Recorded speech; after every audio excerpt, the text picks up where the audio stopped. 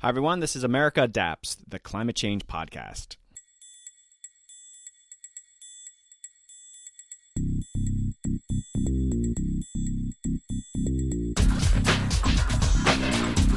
Hey, Adapters. Welcome back to a very exciting episode. I'm talking with Erin Sikorsky, the director of the Center for Climate and Security.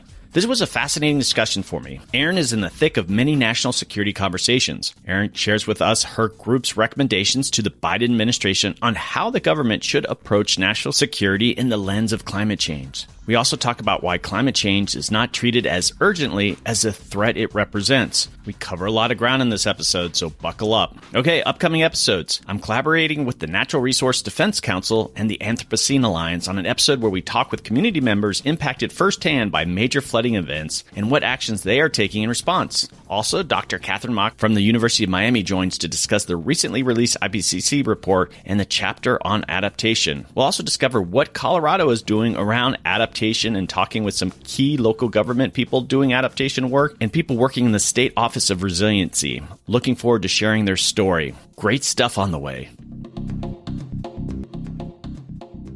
Hey Adapters, are you always looking to discover something new or pick up a new skill? Well, I found the Motherlode tool to help with these things.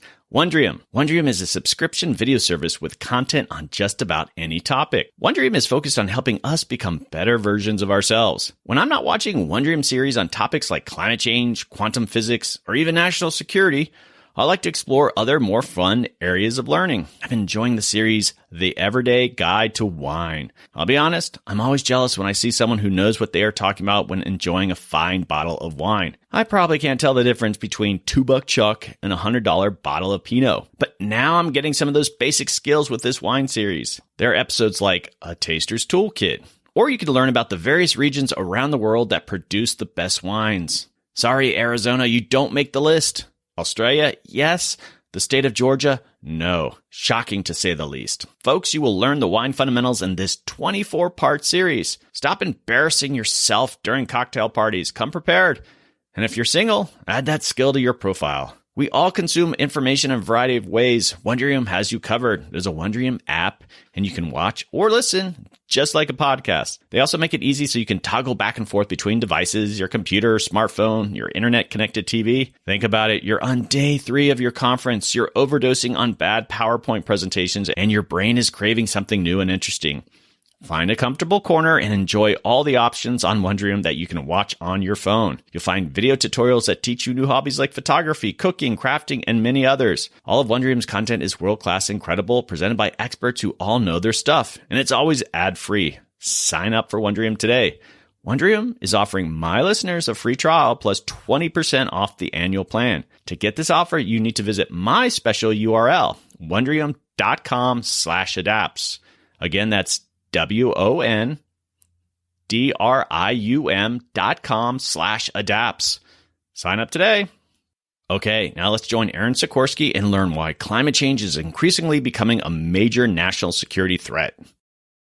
Hey, Adapters. Today I have a very exciting episode. Joining me is Erin Sikorsky. Erin is the director of the Center for Climate and Security. Hi, Erin. Welcome to the podcast. Hey, Doug. Thanks so much for having me. I'm looking forward to this conversation. I've talked about national security a couple times, but really just scratching the surface. And you're there at the center, and I'm really looking forward to this conversation. I just found myself having too many questions, and I had to go back and cut them. But let's just start off by giving us a really broad overview of the center. Sure. So the Center for Climate and Security has been around for a little over a decade, and it comes at the climate change issue from a security perspective. We are comprised of folks who worked in the national security community, either in the military or at the State Department or the intelligence community, who saw climate change again and again coming up in their work and shaping the landscape of security risks. So we are a nonprofit, nonpartisan research institute. We do analysis looking at the intersection of climate change and security in certain geographies around the world. We do policy recommendations, right? Okay, if we can all agree on the risks, then what should Washington or Brussels or London do about it? And then we also convene a community of interest here in Washington, the Climate Security Working Group, which brings together those policymakers and practitioners and academics who are all working on some aspect of climate change and national security. And we help that group convene and come together and think about how to address these challenges. So it's a really exciting place to work, and I really enjoy the expertise of the folks I get to engage with on a daily basis. All right, you talked a little bit about who is participating in this, but what about you personally? What's your background? How did you get to where you're at when, national security and now you're doing climate change work? What briefly sort of talk about your journey that got you into this position? Sure. So I come out actually of the U.S. intelligence community. I worked for over a decade, first at the CIA and then on the U.S. National Intelligence Council in an analytic capacity. So I wasn't, James Bond traveling the world, but I was analyzing intelligence, and primarily on sub-Saharan Africa and the Middle East. I was leading teams that were looking at risks of conflict and terrorism and instability in those parts of the world. And time and again, as we did our analysis, environmental and climate issues kept coming to the fore as things shaping the landscape, right? And affecting risks of violence and conflict. And we didn't have a lot of capacity, frankly, within the intelligence community to really understand or do a better job of looking at the climate change nexus there at the time. So I went to the National Intelligence Council. I did more work on strategic foresight. I worked on a project called Global Trends, which looks out 20 years into the future. It's unclassified, looks at key trends and uncertainties shaping the national security landscape. And I led the climate and environment analysis on that report. And I just got more and more interested in exploring this issue and understanding how we in the U.S. needed to reshape our look at security and understanding of security given the impacts of climate change. So I left the government in December of 2020 because I wanted not only to analyze the risks, which is what you do in the intelligence community, but I also wanted to work on policy solutions. And that you can't do in the intelligence community. So I knew of the Center for Climate and Security and its work, and they had an opportunity as they were growing, and it just was really a great fit to continue to move these issues going forward. And you guys have a lot of great resources, and I encourage my listeners to just go to the website. I'll have links in the show notes and such, but you guys just really produce a ton of stuff. It doesn't even look like you have a huge staff there, and you guys are just churning out a lot of information. So highly encourage people to check that out. Now, Erin, what I want to accomplish here too is I know people in the national security space listen to this podcast, but a lot more people are outside that. And what I'm hoping to do is what the work that you're doing in this whole national security conversation, I want to make it relevant to them. You're a landscape architect, you're an urban planner. How is this relevant to what they're doing? And I want you to kind of keep that in the back of your head too as we go through this, because it's all related. And that's what I'm really hoping to accomplish with this episode. And so let's just dig into some of the policy. And I think you mentioned one of the climate security groups, but there's a climate security advisory group. Is that what you just mentioned, or is that a different group? That's a different group. I think there's a climate security advisory council that was stood up by Congress actually a few years ago. It was legislated by Congress. And the goal of this group is to connect scientists within the U.S. government, the scientific agencies that are working on climate change, with the U.S. intelligence community and its agencies to make sure that those groups are sharing information, sharing best practices, building a common language and understanding of when we say risk, what are we talking about, right? Because I think there's a growing recognition in Congress and elsewhere that when you talk about U.S. national security and threats to the homeland, for example, climate change is increasingly at the top of the list of things that will impact American safety and security. And so leveraging Tool Belt, which includes an amazing scientific community at NASA and NOAA and the U.S. Geological Survey, and making sure the national security community is able to draw on their expertise and link those things together. Because as you say, it is all connected, and what's happening here in America's backyard is a national security concern. And we need new tools and new ways of working together within the government to recognize that changing landscape. Okay. One of the resources you shared with me that the advisory group produced was this climate security plan that came out in 2019. And then you guys just released a 2022 update, obviously different administration. We are not going to be able to go in the weeds on that report, but can you broadly talk about what's in there and kind of give people incentive to go poke around in it? Sure, absolutely. And Doug, I realized you were asking about this advisory group, and I talked about the advisory council. There are so many different names and titles for groups happening. I apologize about that. So the advisory council is a government group that I was just referencing. That's the advisory council. The advisory group, which put out this report, is a non-governmental group. Yes. So yeah, the Climate Security Advisory Group is a group of retired and former national security leaders who all recognize the risks posed by climate change. And so the report that we put out, Challenge Accepted, did two things. It evaluated the Biden administration's first year in office and how they had done on national security and climate change. And the grade that we gave them, I would say, is probably an A-B+ of, you've written a lot of reports, you've said a lot of good things, and now we need to take action on those things. And then the second part of the report was what action should you take? A bunch of lists of recommendations going forward. And I would say the overall theme of the report is integration, right? Bringing a climate lens to existing national security strategies, national policies. Don't just put climate change off in its own office somewhere, right? Separate from everything else you're doing in homeland security or in the Middle East or in sub-Saharan Africa, but instead integrate climate into those strategies and plans, because it is we call it a shaping threat, right? It is changing that landscape in which all of these other things that we care about, all of these other national security risks are unfolding. And so being able to bring that climate perspective, whether you're making resilience plans at military bases here in the United States, or whether you're developing a strategy to compete with China in the Indo-Pacific, you got to bring in that climate piece. And that was really the focus of that report, which was signed on to by over 70 national security leaders and officials, including, a former head of the CIA, including 4-star generals, including former ambassadors who all see this risk to the United States. Okay. And so we're going to come back to that through this conversation, just different policy discussions. But I encourage people, it's very readable, you get exactly what you're recommending. Sometimes reports, you're like, where am I? What are you doing here? And so you guys did a really good job. The report itself isn't actually that long. When you first sent it to me, I'm like, all right, another 50-page report I have to go through. Not like that at all. So it was very practical in that sense. We're going to talk about that report in the context of maybe some of these other issues. But I think it's going to be, helpful, but again, back to this notion of how the work that you're doing is relevant maybe to other people who don't necessarily see the connection. I want to just dig into this. And so let me just jump in. You guys are nonpartisan, and let's talk about this, because a lot of people out there, let's say you are an urban planner in a small city, a lot of people struggle with this notion of climate change. It's still a very political issue. How are you guys approaching? How did you make it a nonpartisan issue? Right. I think one of the ways that we approached that was just looking at what was happening to U.S. military bases, for example, here in the U.S.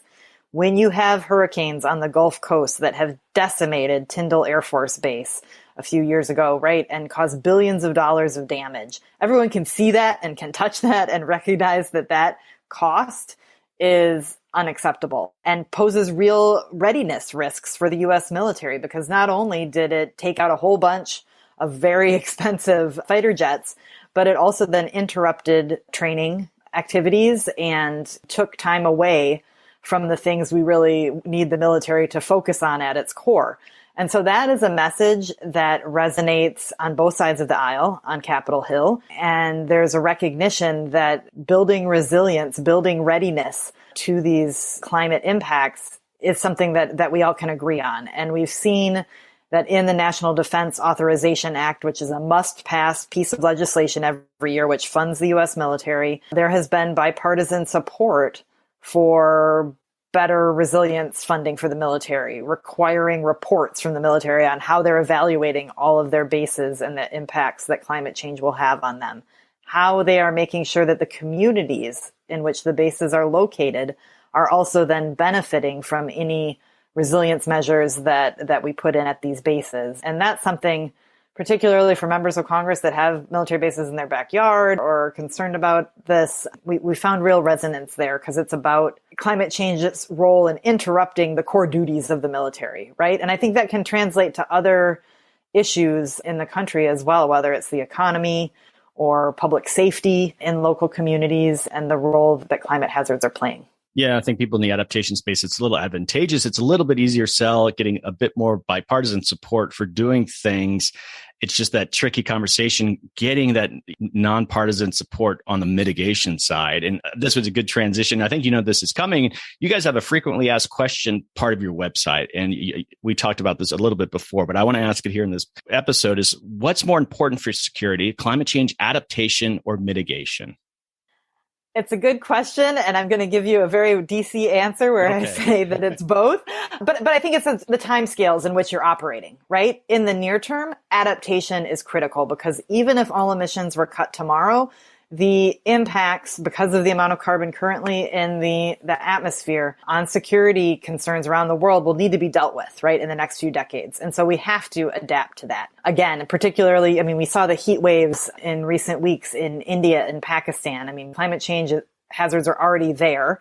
And those security risks that stem from that, we have to deal with today. So adaptation is critical. But if you don't mitigate in the long term, then the security risks in the second half of the century are catastrophic, right? So we got to be able to walk and chew gum at the same time.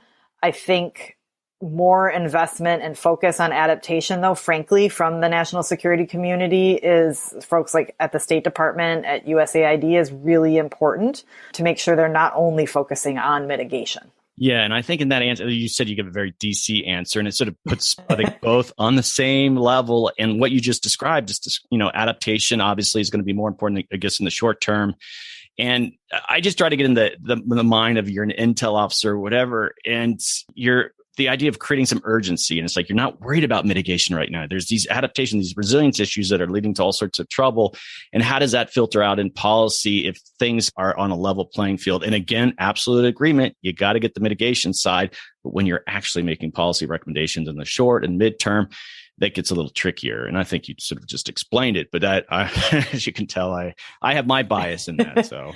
Sure. And you're exactly right, though, because again, look at the National Guard in the U.S. and the number of man hours or person hours that they're putting into fighting fires now compared to just 5 years ago. It's grown significantly. And that's a today problem, right? And so figuring out ways to adapt to that today problem is critical for U.S. security, and the answer there isn't cutting emissions, right? Because those fires are going to happen this summer. So we need adaptation quickly and smartly to manage that. I'm with you. You can't just keep putting it off to the future. I still love the question, though. I thought it was just such a simple question. I'm like, all right, I haven't really heard that asked too much. Okay, you gave the U.S. government, at least Biden's first year, an A-B+ on some of the climate work. But are there countries I think that's very probably generous. They are doing good things, but it remains to be seen. But on climate security. So yeah, that's fair. Yeah. Are there countries that have integrated climate change well with national security? Are there countries out there that you visit and you talk to people there and you're like, holy cow, they've got it all together. It's integrated. Are there any at all? I will say, I think the United States, especially the Department of Defense, is a real leader globally on this and has a lot to offer other countries for best practices. I do think the UK has done some good work on climate security and defense. Canada as well has been thinking about this. And France, too, is another one where they're working to integrate it. I think a lot of countries are kind of around the same point in their pathway as the United States. They've done the risk assessments. They understand the risks of instability and conflict and how terrorists can potentially gain in recruitment from climate impacts and things like that. And now they're doing the frankly harder work of, okay, what is this? What do we have to change about how we do business? the NATO alliance last summer released a climate change and security plan of action, which was pretty ambitious. The head of NATO, Jens Stoltenberg, used to be a climate negotiator, so he is pushing forward on these issues. And to be fair, too, it's not just Western countries. There are countries, Kenya, for example, in sub-Saharan Africa, has been doing some really interesting work using the military to build dams and do tree planting projects and address what they are concerned about, violence between herders and farmers because of changing weather patterns and whatnot. And so there are pockets around the world where the security piece is being well integrated with the climate piece. But I think a lot of the work is still quite nascent. Okay, so that report you're looking at how the federal government's doing on national security and climate change. Did you guys, because I think the timing here, I'm not sure if it was available, but all those agency department adaptation action plans came out in the fall. And was that part of your process? And I don't know if you got a chance. We covered that in this pod. Jesse Keenan came on and we went through every department and agency together. I think DoD did relatively well, but your team is obviously going to look at it in a different way.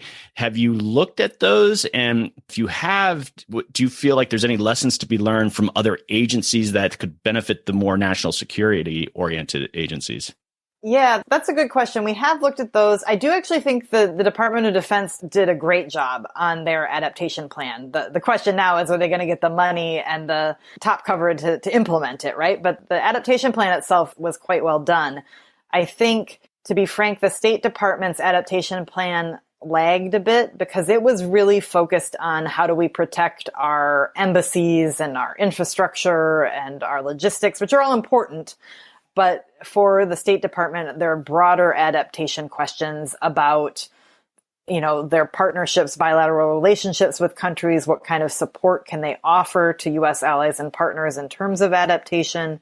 Where might some of the risks be globally for conflict if we don't invest in adaptation? They didn't get into those questions, and I think they could do more on that front. I also think the Department of Homeland Security has done a pretty good job on their adaptation report. I was pleased to see them put climate change at the top of the list of threats to the homeland in the same way that they put terrorism at the top of the list. They're doing some innovative work that I actually think other security agencies could look at in terms of training programs for Department of Homeland Security employees so that folks who work in the agency get a better understanding of how climate change affects their day-to-day jobs and why they need to be able to integrate it into their work. So there's room for improvement, obviously, everywhere, but I was pleased. I think DoD in particular has a strong plan.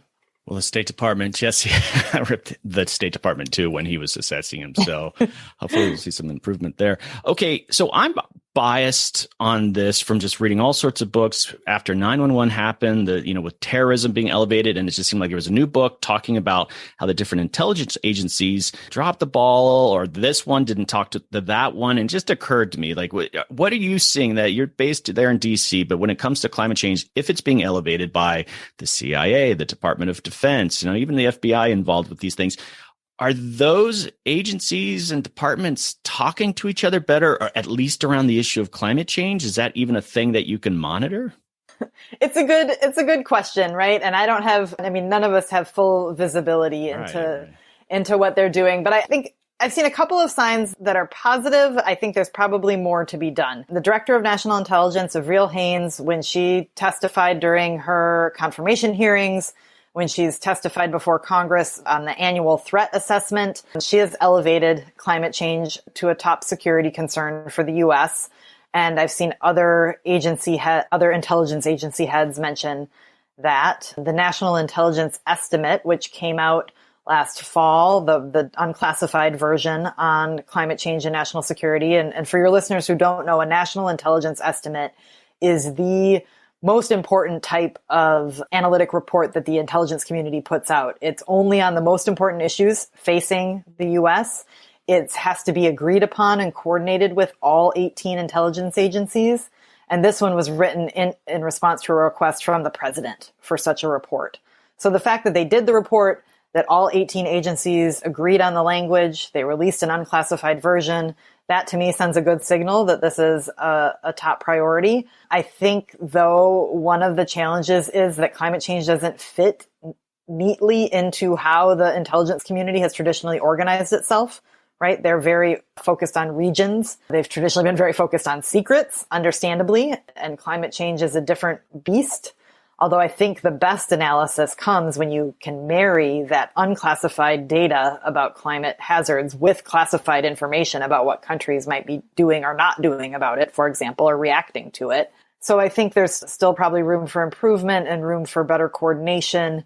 Earlier this last year, the CIA announced publicly that they had stood up a new center that would be dealing with climate change issues, but it's dealing with climate change, global health, and technology.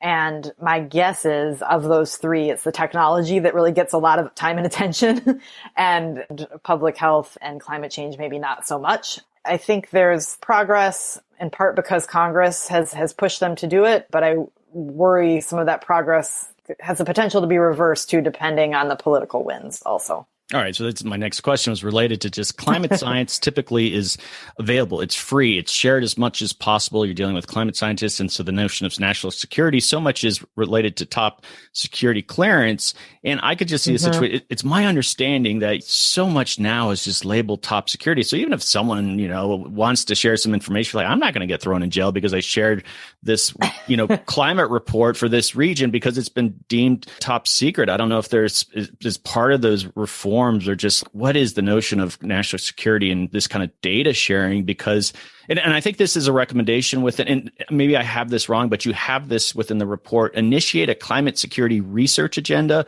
Would that look to maybe deal with some of these issues of information sharing? Yeah. And I mean, to be honest, it's a broader question that the national security community and the intelligence community in particular is grappling with. In a world of incredible amounts of data and information that are available publicly, right? If you look at some of the open source work people are doing on the battles in Ukraine, for example, it's gobsmacking, frankly, what people can do with just, satellite imagery from Google. What is the purpose of the intelligence community? And I think it's really about sense making, right, of this information. The goal is to provide decision advantage to U.S. policymakers or provide warning.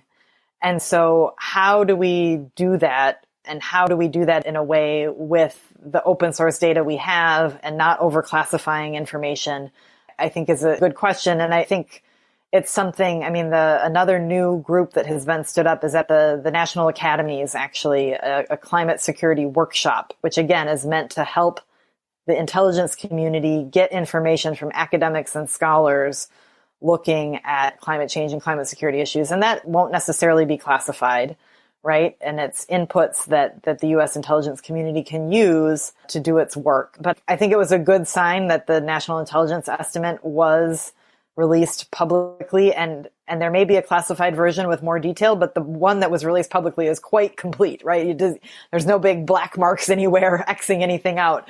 That's a good sign. But I think this is just a broader question that will need to be dealt with going forward, and how do you leverage that open source information?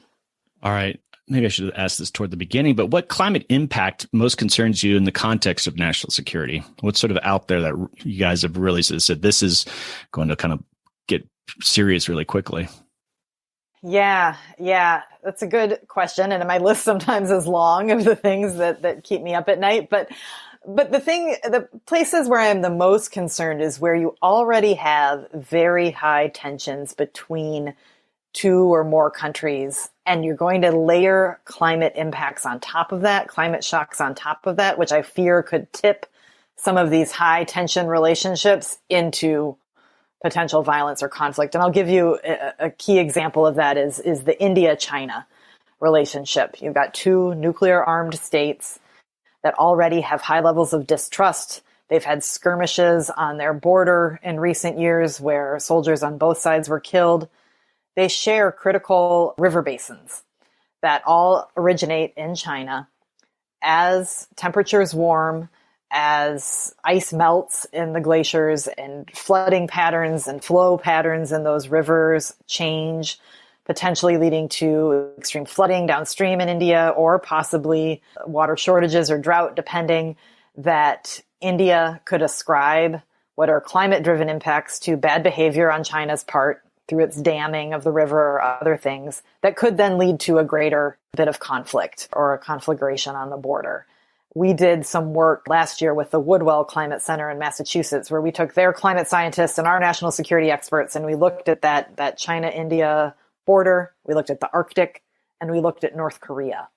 And in all of those places where we already have high national security concerns, even without climate in the picture, when you add climate change into the picture, it gets that much riskier. The Arctic is another place where, as the ice melts and the waterways become more, you're able to move through them more easily.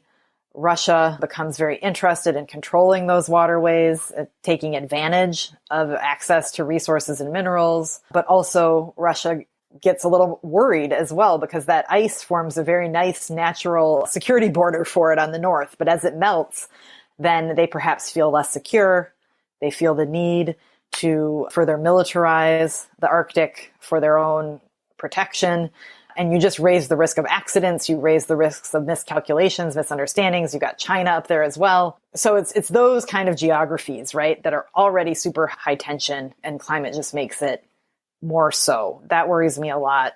I could go on. There are other things that worry me too, but that's at the top of the list. All right. We could just, start really depressing people, but no, we got more ground to cover here. I was thinking about this question, and I guess bear with me with it. And I'm old enough to have gone through some major national security concerns as a nation. So Cold War, right? We had the Cold War, and then it seemed like it pivoted to terrorism was the big one that really dominated the national security. And it still does to a certain extent. And there's different camps that evolve. And, they talk about someone being a hawk or a dove when it comes to some of these issues. And do you sense that we're getting those kind of camp? You're an urban planner. There's not really camps forming around adaptation yet, but in the national security space, do you feel that you are getting these camps that are approaching it differently? Anything like that happening?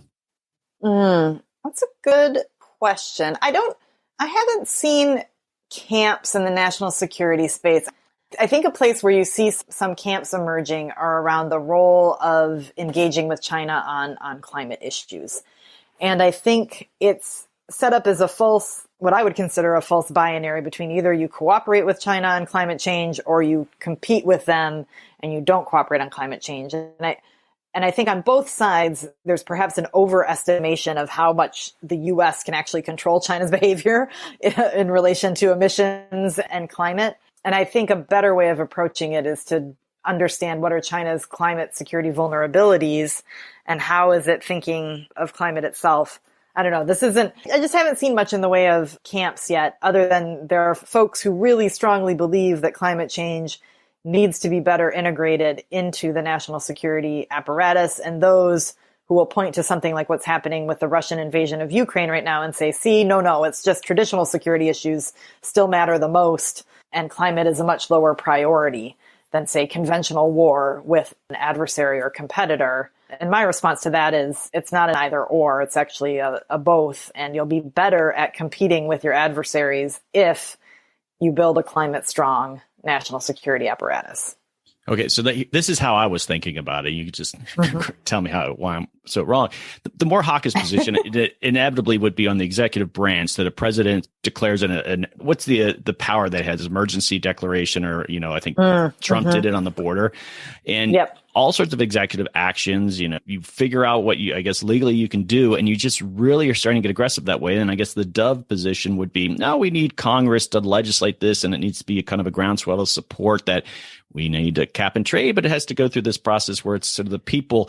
And I could talk to various people, and they're like, all right, I'm on the hawkish side of things, whereas others like, well, we're not going to have long-term solutions unless we take the more pragmatic, dovish approach. And that's what I was kind of thinking around it. And I just think we're going to lean more toward that hawkish position in the coming years if we just don't make any traction. And I'm not necessarily recommending we do an emergency declaration or whatever the president can do, but I just find that interesting. If we think climate change is as serious as it is, then those kind of things are inevitably going to be talked about. Yeah. I mean, you hear President Biden and you've heard Secretary Kerry say that climate change is an existential risk, right, to the United States. And so if that's true, then what do your actions match that assessment, particularly when it comes to national security? And certainly at this point, they don't. I think one of the challenges, though, in the national security community in particular, is you want this to really achieve change, right? You need people to understand how it makes their job, their core job, easier or better, or they can do a better job of it if they bring climate change into the equation. You want the logistician, for example, in the U.S. military to understand that if he or she looks at, her supply chain management and brings that climate lens and realizes, oh, this, supply chain I was going to count on if we went to war in the Indo-Pacific, for example, I'm just making this up, if that actually won't be there because we'll have so many typhoons that I can't actually move things through the way I thought, and she realizes that bringing that climate lens helps her do her job better, then she'll do it, and she'll continue to do it, not because an executive order tells her to, but because it is better for her core duties. And so I think to sustain things in the long run, you really need to build that workforce across the U.S. government that is bought in and committed, because presidents change and executive orders can be reversed and undone. And when that happens, what you don't want then is all the climate work to go away because we were only doing it because the president forced us to do it. But people continue to do it. And you saw this in the Defense Department during the Trump administration. People continue to do it because they know that they can't protect the nation, for example, or they can't understand how our competitors are moving through the world if we don't tackle the climate issue as well. So, yeah, it's tough for sure. Well, it's a good segue into, I want to talk about communicating climate change. And this is, I think something that we all struggle with. But just related to that, what you were just talking about, I think of the various metrics in the climate change space, and you've probably seen those, like a 1 degree Celsius change is going to mean these things on the ground. 2 degree is going to be and like when you get to 4 or 5, we're talking about like humanity is in a really dire position. You've seen those, right? Like the scientists have done that.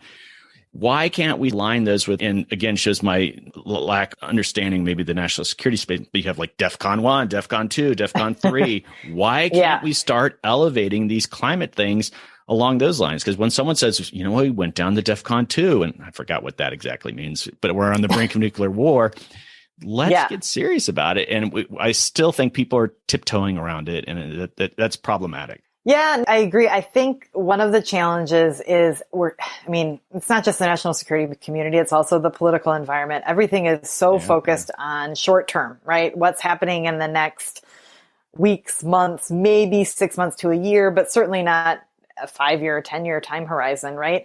And so it's hard to get that focus on what that will mean in the future, how my decisions today, right, will actually impact this future going forward. I think you get a little bit more of that in the U.S. military because they are making investments in weapon systems, right, today that they'll have to live with for the next 20 to 30 years. And so if you can show them that, hey, you can have a weapon system that's better able to operate in these harsher environments where the temperatures are going to be like nothing you've ever seen before if you aren't reliant on fossil fuels or whatever it is, right? You can make that case. But the overall warning risk I still think at the end of the day, for better or for worse, or frankly for worse, you have too many folks in the national security community who say, yeah, I realize it's important, but Russia is really important, or China is really important, or Iran is really the most important thing. And so climate will come after that, and not seeing the connections there. And I think that's all about education and changing. You get a different answer on that question if you ask more junior people, frankly, than more senior people. And more junior people are more understanding, I think, of climate change as a risk. So I think there's a generational bit there that will be helpful, but I don't know that it'll come fast enough if I put on my pessimistic hat. Well, those are all great points. And one of the things I want to talk about with communicating, and I think so many people in the media are trying to approach, and I'm guilty of this too, I think making it less urgent than it needs to be. But I occasionally you see those articles. Okay, what climate change is going to mean to the wine industry, right? It's just going to impact, and you're like, well, that sucks. I don't want wine or the coffee. And then I'm like, okay, well, we pivot back over to the national security discussion, and you don't say, what's terrorism going to do to the wine industry? And that it would just, I guess, you know what I'm saying, though? It would just take some of the wind out of the urgency. And I don't knock a reporter for being like, all right, here's a story, but climate change, there's not that urgency baked into what we're doing here. And I'm sure that makes your job difficult there, even at the center. Yeah, I think so. And I think that, or that I think another challenge with the climate security story sometimes is like, well, that happens over there in those places that are already disasters anyway, right? That isn't going to affect us here at home. And so, yeah, it's too bad. And yeah, there'll be more conflict and fighting, but that really isn't a U.S. national security concern. And so bringing them through, skeptics through the process of understanding, no, those are concerns to us here at home, not only because there are spillover effects, there's issues with potential migration, right, which can be a real challenge on systems that aren't set up to manage millions of people moving around the world because of climate impacts, but also the impacts in as we talked about at the very beginning, in our backyard of the flooding and the fires and the drought here in the United States pose real direct security risks. I worry a lot about the Western United States, for example, and choices the government has to make about who gets water in certain river basins, right? And I think the Klamath River Basin is one example of this in Oregon, where last summer, the federal government closed a dam to keep water up in the northern part of the river, which meant farmers down south in the river didn't get the water they wanted. And white nationalist extremists tried to convince some of these farmers to go and blow up the dam because they wanted to move the water through. And it didn't happen, fortunately. And the farmers were like, no, thank you. We're not going to do that. But there are fissures there that I think can be exploited. And as these impacts get more and more intense and more frequent, right, that those risks grow. And so, I wrote a piece last year saying if I were an intelligence analyst in a foreign government, right, analyzing the United States, I would absolutely be looking at climate issues as something that could contribute to political polarization and instability in the United States, and I would be developing indicators to monitor and watch that could show that there was more risk of instability. And I think that might sound far-fetched to some people, but again, you look at last summer and you look at the floods in Tennessee or the floods in Germany, places that you expect not to have lots of people die, right, due to climate impacts, but people did. Because these shocks are just coming into systems that are already stressed due to lots of other challenges, and they're coming in a way that are out of our historical experience, right? We don't have past precedent to look to. And so, I wanted to keep drinking coffee too and good wine from the United States, but I wish there were a few more articles that did a little more hard thinking about what some of the risks at home might be. A lot of this too is political theater. And I think about terrorism and 10 people, this is a tragedy. I'm not trying to mean that, but 10 people were killed because there was an explosion somewhere, and that was a national security issue and CIA's on it. And then you have, this country is at risk of drought where 1 million people are at risk of starvation. It's like, what just happened there? And the National Climate Assessment, you're obviously very familiar with that, an important process. And president, why isn't the CIA director coming in? Here's the National Climate Assessment. Look at all these serious issues. And a lot of this is political theater that you're conveying a message, and we're not seeing that. It's a bunch of volunteers that are sent on detail. Great scientists, great people doing work there, but you know how that process works. It's like, all right, they're kind of trudging along, and it's not the same thing as, you're preparing this top secret report that the president is going to be briefed on.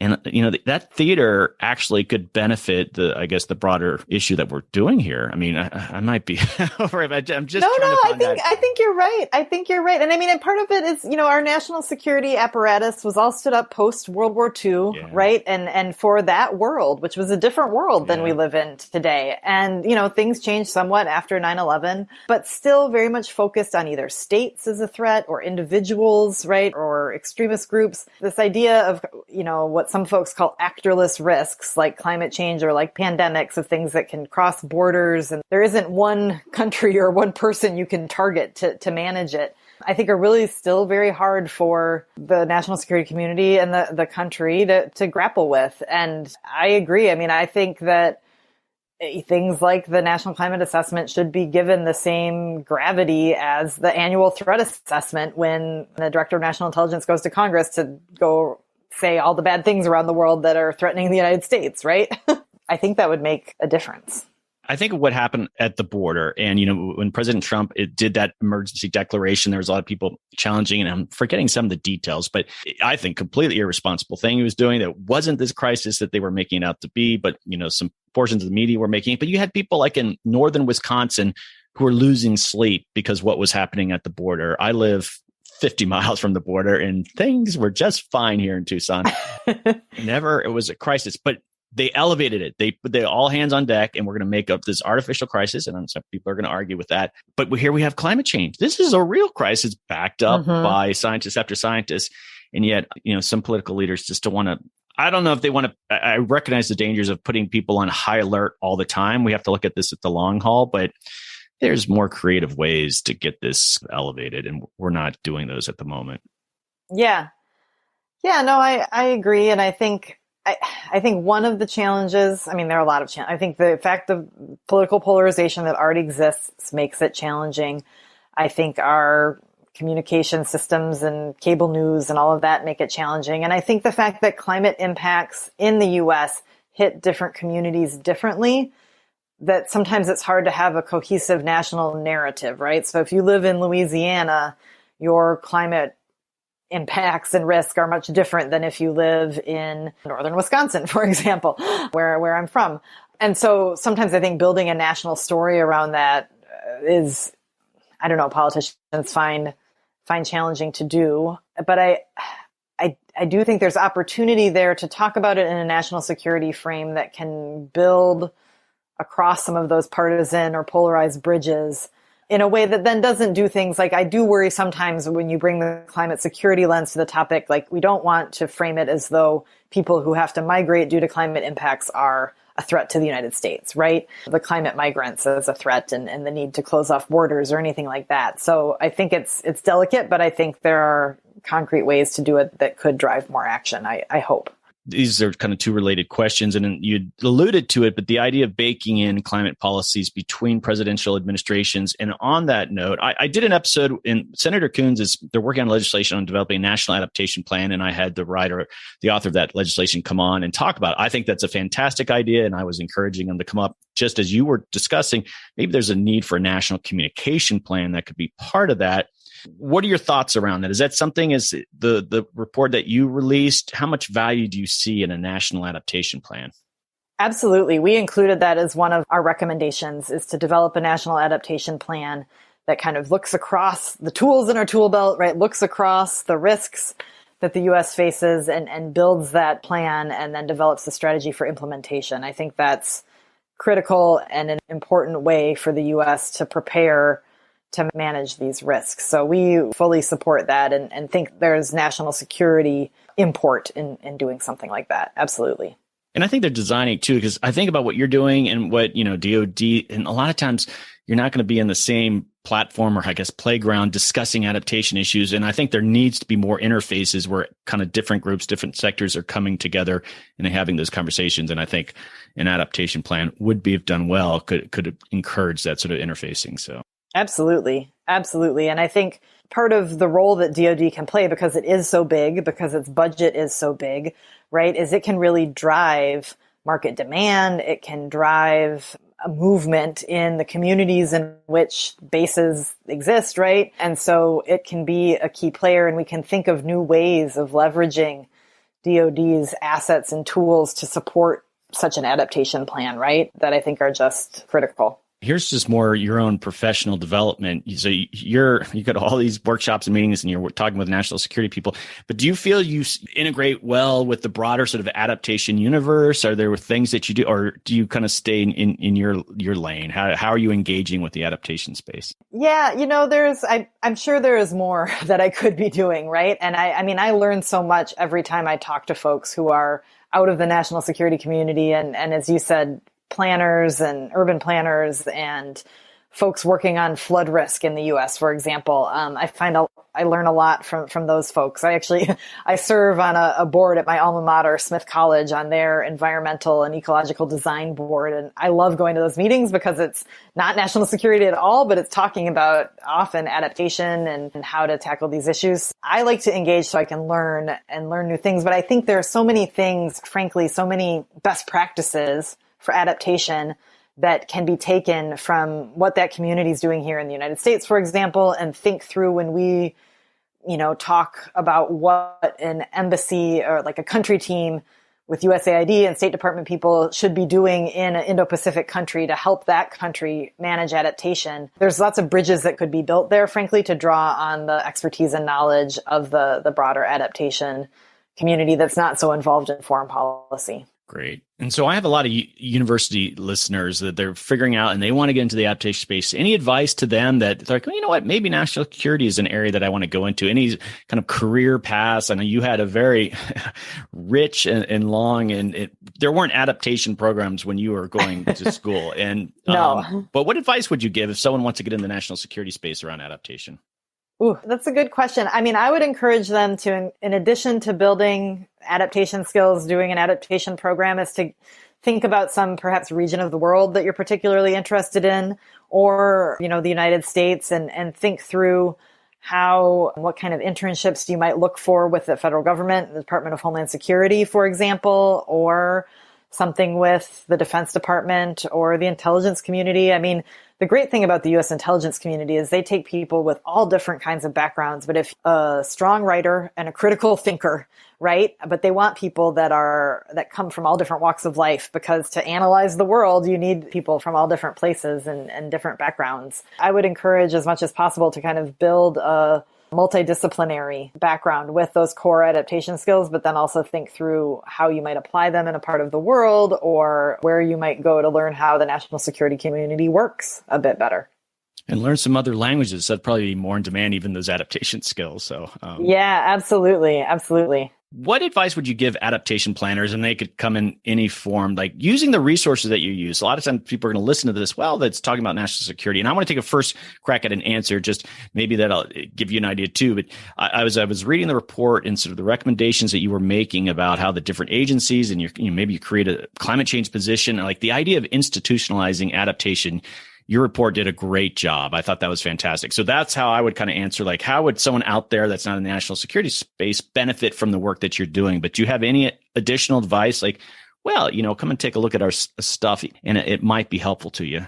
Yeah, I would say come and take a look at our stuff. And I mean, we've got so much. And if there's a region or a topic that you're interested in, if you want connections to folks within the Department of Defense is vast, and they have people working on almost anything you could ever conceive of, right? I mean, they have people who work on adaptation in quite a bit of detail. And so look to build some connections across different agencies or disciplines from what you've worked on before. Take a look at our reports, as Doug says, and see what in there rhymes with what you're doing and think about it from a slightly different perspective. Yeah. Awesome. Okay. Last question I ask everybody. If you could recommend one guest to come on the podcast, who would it be? Oh, that's a good one. I would recommend a woman named Kaylee Ober, who is looking at climate change and migration. And she looks at adaptation issues related to how does the world need to adapt to manage with millions more migrants around the world due to climate change, which I think is the key question for the United States. And she's brilliant on this stuff, and I would love to listen to her talk to you about this issue. She wrote the World Bank report on climate migration, which is seen as kind of a keystone report on the topic. Oh, fantastic. Erin, this has been fantastic. It's been more fun and interesting than I even thought it would be. I just couldn't control myself. I had to take a bunch of questions off, but thank you so much. Thanks for the work that you're doing. Thank you, Doug, and thanks for the podcast. I really enjoyed our conversation.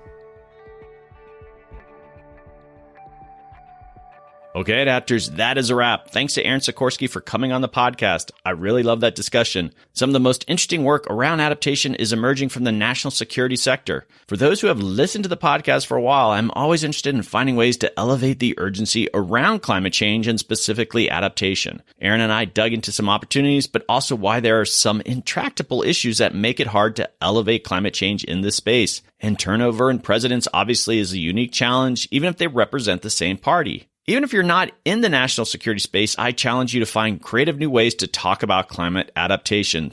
This is serious business, folks. I think many of us are still finding our voices, and we're not as confident as we should be when talking about climate change and the threat it represents.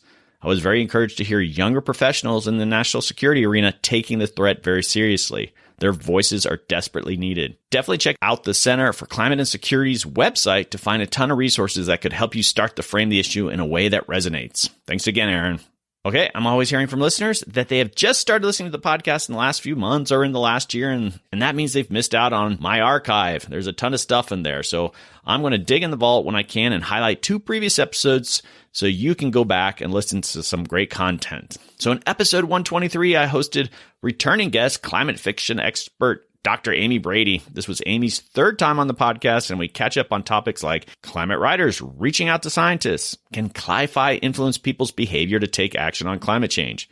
How the TV and movie industry are taking note of climate fiction and the prevalence of climate justice in cli-fi. Also, in episode 108, I hosted Dr. Jisun Park, an assistant professor at the Luskin School of Public Affairs at UCLA. We talked about Jisun's research showing how increased temperatures can negatively impact student academic performance. Also, rising temperatures can lower worker productivity, seriously impacting the labor market. We also discuss the positives and negatives of adaptation solutions like air conditioning to these emerging problems. Ji-Sung also shared how UCLA is training the next generation of adaptation professionals. Okay, don't forget to go check out Wondrium, the streaming service where you can watch or listen to lectures, programs, and courses. There's a free 2-week trial. Use the link they generated for the podcast, wondrium.com/adapts. Check it out. And there's a link in my show notes. Okay, so what's your adaptation story? Do people that you engage with understand what is climate adaptation?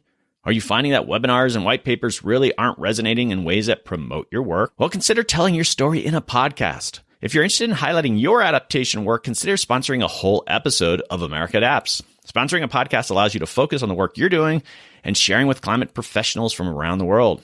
I go on location and record these sponsored podcasts, which allows you a wider diversity of guests to participate. You will work with me to identify experts that represent the amazing work that you're doing. Some of my partners in this process have been NRDC, University of Pennsylvania Wharton, World Wildlife Fund, UCLA, Harvard, MIT, and various corporate clients. It's a chance to share your story with my listeners who represent the most influential people in the adaptation space. Most projects have communications written into them. Consider budgeting in a podcast. Podcasts have a long shelf life, much more so than a white paper or conference presentation. Many groups work into their communication strategies. Previous sponsors have used the podcast to communicate with their own members, board members, and even funders. My previous sponsors have found the process pretty fun since there's a lot of creativity involved. Putting a podcast together is a lot more exciting and satisfying than putting a paper together. Please reach out. Let's have a conversation so you can learn more. Also, if you are interested in having me speak at a public or corporate event, please reach out. Folks, I speak a lot and you're going to enjoy this. I have done keynote presentations and they are a lot of fun. Think about it. Think about the conferences that you host or you participate in. You're always looking for a unique and engaging and entertaining speaker. That's me, and I will talk about adaptation. It's this incredibly important emerging subject. You can reach out at americaadapts@gmail.com. On that note, I love hearing from you. I mean it. Just say hi if you have an idea for a guest. Email me. If you want to just say you have a particular episode you really enjoyed, let me know. I love hearing from you. I love hearing what work you do, hearing from people all over the world in the climate space. And even if you're not a climate professional, reach out. I want to see how the podcast brings value to your life. I'm at americaadapts@gmail.com. Send me an email. Okay, adapters, keep up the great work. I'll see you next time.